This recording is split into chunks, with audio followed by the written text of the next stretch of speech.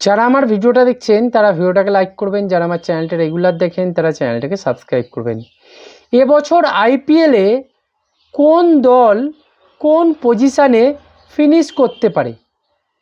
বিষয়টা হচ্ছে আইপিএল টুর্নামেন্টটা এমন একটা টুর্নামেন্ট যেখানে প্রত্যেকটা টিমের কাছে কিন্তু সমান অঙ্কের টাকা থাকে, সেখান থেকে কিন্তু তারা তাদের প্লেয়ারদের বাই করে থাকে।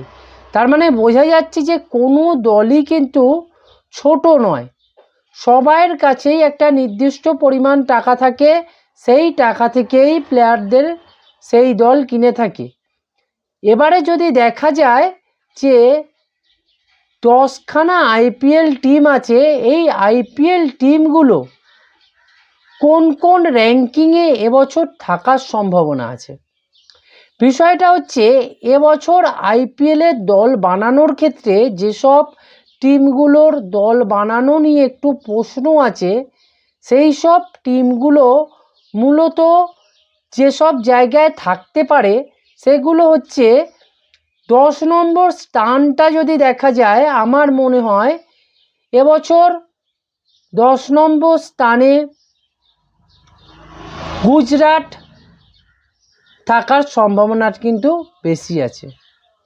কারণ গুজরাটের যে দলটা হয়েছে সেই দলে শুভমান গিল একাধিক ভালো ভালো ব্যাটসম্যান নিয়ে তৈরি, স্পিনার বোলারদের মধ্যে রাশিদ খান আছে, সব ঠিক আছে, কিন্তু এই দলটার ব্যালেন্স নয়, এই দলটার মিডল অর্ডারে একটা প্রবলেম আছে এবং অলরাউন্ডার পজিশানেও কিন্তু একটা বিরাট প্রবলেম আছে। এর ফলে এই দলটা টপ 10-এর বিচারে যদি দেখা যায় যে টপ 10টা দল যে রয়েছে আইপিএলে, সেই 10টা দলের বিচার করলে আমার কাছে কিন্তু এই দলটা সবার নিচে থাকার কথা। এবারে 9 নম্বর স্থান যদি দেখা যায়, 9 নম্বর স্থানে কিন্তু পাঞ্জাব কিংসেরও একটা থাকার সম্ভাবনা আছে। পাঞ্জাব কিংস এবছর দুর্দান্ত দল বানিয়েছে, তাদের দলের মধ্যে একটা ব্যালেন্স লক্ষ্য করা যাচ্ছে, কিন্তু ব্যালেন্স থাকলেও এই দলটার মধ্যে বেশ কিছু প্রবলেম আছে, লিডারশিপের প্রবলেম আছে, যেই জিনিসটা সবার আগে উঠে আসছে, যে লিডারশিপ প্রবলেমটার জন্য কিন্তু এই পাঞ্জাব কিংস বলে দলটা আমার কাছে 9 নম্বরে থাকবে বলে আমি মনে করি। এছাড়া যদি দেখা যায় রাজস্থান রয়্যালসেরও টিমটা কিন্তু অত্যন্ত ভালো, একাধিক ভালো ভালো প্লেয়ার আছে, জয়সওয়াল আছে, সঞ্জু স্যামসন আছে, অত্যন্ত টি20 ওরিয়েন্টেড একটা দল হিসেবে কিন্তু পরিচিত। তবে এই রাজস্থান রয়্যালসও টপ 4-এ আসার মতো দল বলে আমি মনে করি না। এই দলটা আমার মনে হয় 8 নম্বর স্থানে ফিনিশ করতে পারে। এই দলের মেনলি প্রবলেম হচ্ছে মাঝখানে মিডল অর্ডার প্লেয়ারের অভাব এবং তার সাথে সাথে এই টিমের মধ্যে ইম্প্যাক্ট প্লেয়ারের অভাব আছে। তাই জন্যই আমার মনে হয় যে এই রাজস্থান দলটা 8 নম্বরে ফিনিশ করতে পারে। এছাড়া যদি দেখা যায় 7 নম্বর পজিশানে যে দলটার কথা বলতে হবে, সেই দলটার নাম আমার মনে হয় চেন্নাই সুপার কিংস হওয়া উচিত।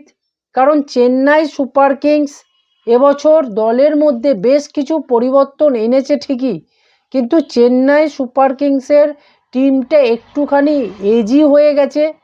চেন্নাই সুপার কিংসের বেশিরভাগ প্লেয়ার, বিশেষ করে ধোনি বলুন, রবিচন্দ্রন অশ্বিন, এদের এজ হয়ে যাওয়ার ফলে এবং টি20 ক্রিকেটে তারা অপ্রাসঙ্গিক কিছুটা হয়ে গেছে বলে আমার মনে হয়।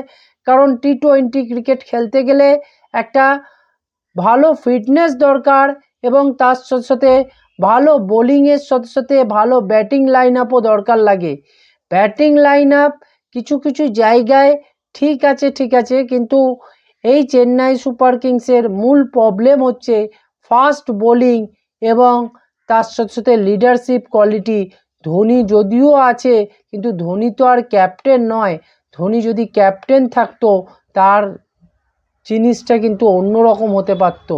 তাই ধোনি না ক্যাপ্টেন থাকা এবং প্লেয়ারদের বয়স হয়ে যাওয়া এবং তার সাথে সাথে ফাস্ট বোলিংয়ে একটু প্রবলেমেটিক আছে বলেই আমি মনে করি এই চেন্নাই সুপার কিংস 7 নম্বর স্থানে থাকবে। এবারে 6 নম্বর স্থানে যদি দেখা যায়, আমার মতে মুম্বাই ইন্ডিয়ান্স 6 নম্বর দল হিসেবে কিন্তু থাকতে পারে। মুম্বাই ইন্ডিয়ান্সের কাছে অত্যন্ত ভালো ভালো প্লেয়ার আছে, অত্যন্ত প্রতিটা পজিশানে দুর্দান্ত প্লেয়াররা আছে, ধারাবাহিকভাবে ভালো খেলার প্লেয়ার আছে। সূর্যকুমার যাদব, হার্দিক পান্ডিয়া, রোহিত শর্মা সবাই আছে। তা সত্ত্বেও আমার মনে হয় এই দলটা যেহেতু ওভারওয়েট দল আছে এবং প্রত্যেকেই যে যার নিজের প্রতিভা নিয়ে অত্যন্ত আগ্রহী, যে যার নিজের পারফরমেন্সকে বেশি গুরুত্ব দিয়ে থাকে, সেই জন্যই আমার মনে হয় মুম্বাই ইন্ডিয়ান্স দলটা এবছর টপ 6 অবধি যেতে পারে। 5 নম্বর পজিশানে আমি কলকাতা নাইট রাইডার্সকে রাখবো, কারণ কলকাতা নাইট রাইডার্স এমন একটা দল যে কিনা আগের বছর যারা আগের বছর আইপিএল চ্যাম্পিয়ন হয়েছে, কিন্তু আইপিএল চ্যাম্পিয়ন হলে কি হবে, তাদের যে মেন জায়গাগুলো ছিল সেই জায়গায় পরিবর্তন ঘটেছে। মিচেল স্টার্ক বর্তমানে কলকাতা দলে নেই, স্পিন বিভাগেও একটু পরিবর্তন এসেছে, কোচ হিসেবে গৌতম গম্ভীর নেই। সব কিছু বিচার করে আমি মনে করি এই কলকাতা দলটা 5 নম্বরে থাকার যোগ্য দল। 4 নম্বর স্থানে আমার মনে হয় সানরাইজার হায়দ্রাবাদ থাকবে। সানরাইজার্স হায়দ্রাবাদ আগের বছর আইপিএলে ফাইনাল খেলেছিল, তারা আইপিএল চ্যাম্পিয়ন হতে পারতো, কিন্তু কোনো কারণবশত তাদের দল কিন্তু চ্যাম্পিয়ন হতে পারেনি। তাই আমার মনে হয় যে এই সানরাইজার হায়দ্রাবাদ দলটা 4 নম্বর থাকবে, কারণ তাদের মেনলি যে প্রবলেম সেটা হচ্ছে কিছু প্লেয়ার আছে যারা কিন্তু ঠিক সময় ঠিক জায়গায় ভালো পারফরমেন্স করে উঠতে পারে না। ঠিক জায়গায় ঠিক সময় জ্বলে উঠতে না পারার ফলেই কিন্তু এই দলটা আইএসএল চ্যাম্পিয়ন দৌড়ে থাকলেও আইএসএল চ্যাম্পিয়ন হতে পারবে না। 3 নম্বর পজিশানে অবশ্যই বলতে হবে দিল্লি ক্যাপিটালসের কথা। দিল্লি ক্যাপিটালস এবছর কিন্তু একটা দুর্ধর্ষ দল বানিয়েছে, তাদের দলের মধ্যে একটা দুর্দান্ত পরিবর্তন আমরা দেখতে পাচ্ছি।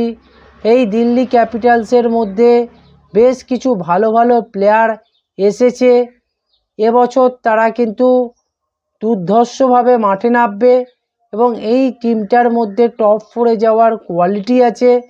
আমার মনে হয় দিল্লি ক্যাপিটালস এবছর টপ 4-এ থাকবে, কিন্তু অবশ্যই চ্যাম্পিয়ন হওয়ার দৌড়ে দিল্লি ক্যাপিটালস থাকবে না।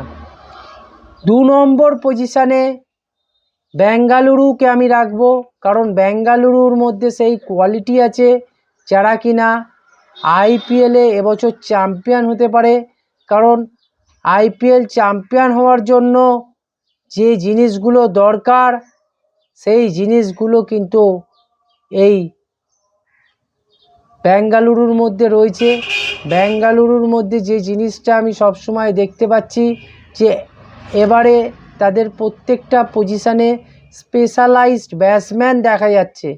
এই স্পেশালাইজড ব্যাটসম্যানদের ওপর ভিত্তি করেই কিন্তু বেঙ্গালুরু এবারে আইএসএল ভালো পারফরমেন্স করবে। তার সাথে সাথে বোলিং বিভাগে এবারে ব্যালেন্স দেখা যাচ্ছে, স্পিন বিভাগটাও ভালো লাগছে। তাই আমার মনে হয় বেঙ্গালুরু ফাইনালে যাওয়ার একটা প্রবল দাবিদার।